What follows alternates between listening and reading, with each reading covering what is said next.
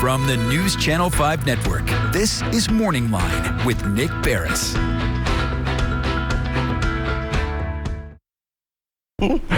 Good morning, everyone. Thanks for joining us on MorningLine. I'm Nick Barris coming to you on this Wednesday. So how are you? Are you having coffee this morning? What is your breakfast of choice? You know, I just posted on my Facebook page, Nick Barris NC5. This time of year, as the holidays start coming around, okay, I get a little bit lazy.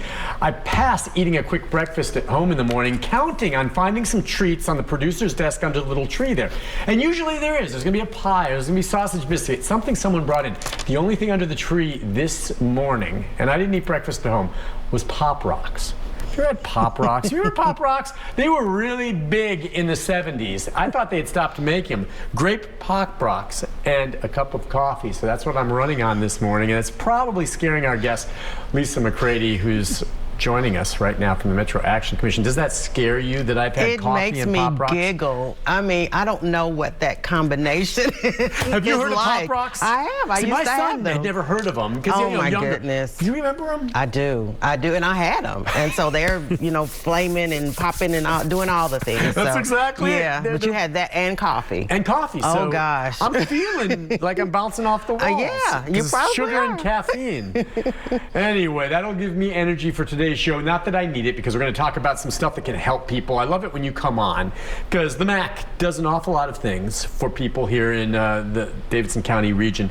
During the holidays, more than any other time, especially as the temperature starts dropping, I'm saying to myself, no one should have to make a decision between paying rent and maybe putting food on the table, or getting a Christmas present for a child, or even in utilities. Those are the kind of things you can deal with, right? Right.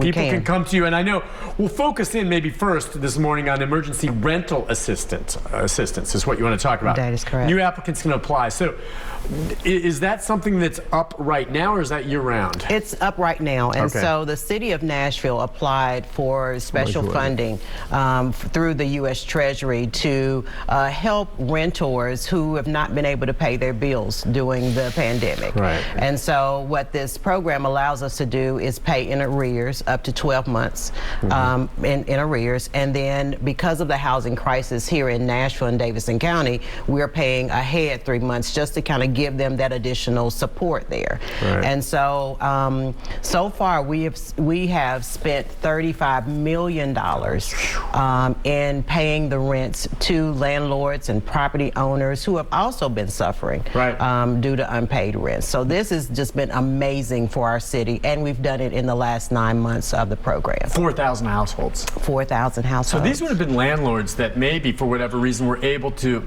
allow those residents to stay there, even though they weren't getting paid rent for up to 9 months. And again, these were not deadbeat renters. These were folks that had jobs or had issues with COVID, that they lost their money, and without being allowed to stay there, they'd be on the streets. So a couple of things happened. Yeah. So there was a rent moratorium where no evictions could happen That's right. at the height of the pandemic. No, that's not in place anymore. It's not in place anymore. Okay. But so there was. You're right. There was, and so that's why the rents were accumulating over a period of time. And then many landlords, they understood.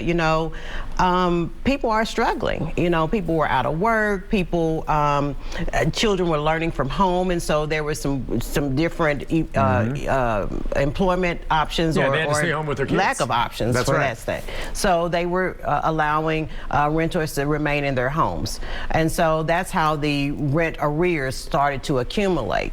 Well, as the economy started to open up, and then the moratorium went away, still many landlords, they still were not evicting. They were still trying to work with the tenants because they understood the situation. Many of the tenants are great tenants and hadn't had any history issue. of being on time and all of that good stuff.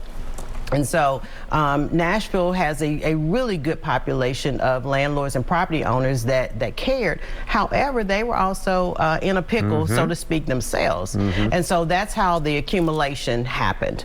As people are slowly going back to work or trying to find work, some applicants are still in jeopardy of not being able to pay their rents. And so that's why this program is so instrumental in helping many renters renters and landlords climb out of this housing debt that's been experienced in our county. Gotcha. Really, I'm glad you mentioned it about the landlords. Tip of the hat to them, because yeah, they have mortgages they have to pay. They don't have all these properties flat out clean, and yet they allowed some to remain, most of them, I guess, to remain. Especially, you know as well as I do, in this marketplace right now, as hard as it is to find properties to rent, had those landlords chosen to, once the moratorium passed, evict, they weren't going to have any problem finding someone to move in most of these properties. They would not. And so they worked with these families, thank goodness. But and they did that, I think, not knowing for sure that you'd get this money from the Treasury. Right, right. And so, you know, this was sight unseen initially. Wow. And so when we were alerted that in February, that in March, we were expected to be up and running,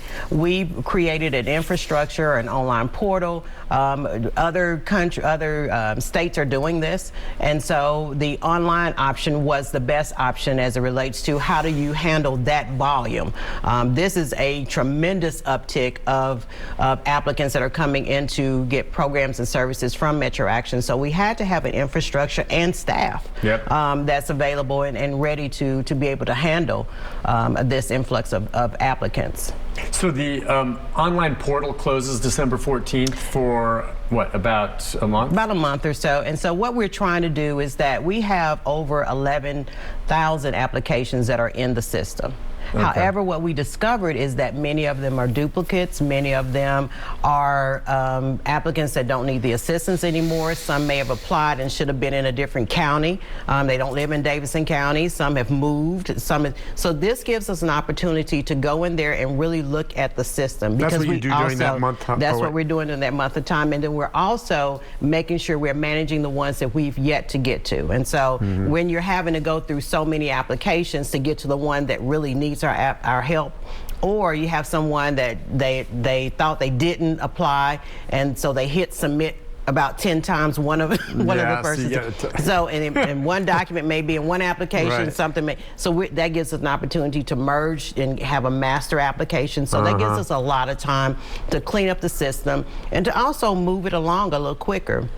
Even though Davidson County is one of the leading in the country in distributing this funding, we want to make sure that we know accurately how many applicants are in our system, how many and how much funding, additional funding, if any, that we need. Okay, and so when someone applies for rent assistance, how long does it take usually from the point when they apply to when they can actually see that money going to the landlord? It depends. And so if everything is there, because there's really prescribed documentation that the Treasury requires, so let's say everything is there. And that's a pain. Look, I'm horrible with documents. You know as well as I do that some of these people, especially the elderly maybe, when they're looking at the application process, and I know you try to streamline it, it's a struggle. It can be. I'm sure you get applications where, it's there, and they may be totally legit, but you're missing the paperwork you need. We're missing some of the paperwork. I bet you that happens a good 75% of the time. Maybe I'm wrong. It does. It does. And so things like leases, when you sign your lease, who keeps up with that? So you need to go back and figure, where did I put it? Do they need to bring it by themselves if they don't have access to a computer? Can they do it? How do they send it to you? They can come in, actually. So you can do the whole thing on a smartphone. Okay. So that's how simple that it is. Oh, really? Or, of course, a laptop tablet. Taking a picture of the documents? Taking a picture of the documents, and it goes immediately into your application. Okay. If you don't want to do any of that, can't, won't, don't want, not interested, you can come into our offices, and we can help you do that. So we have a kiosk, full computer system, scanners. Our offices are located at 800 2nd Avenue North. I've been there a few times. Right around the corner from here. It is. Not far from here. And it's usually a beehive of activity. It is. It is. It is. Any time of the year.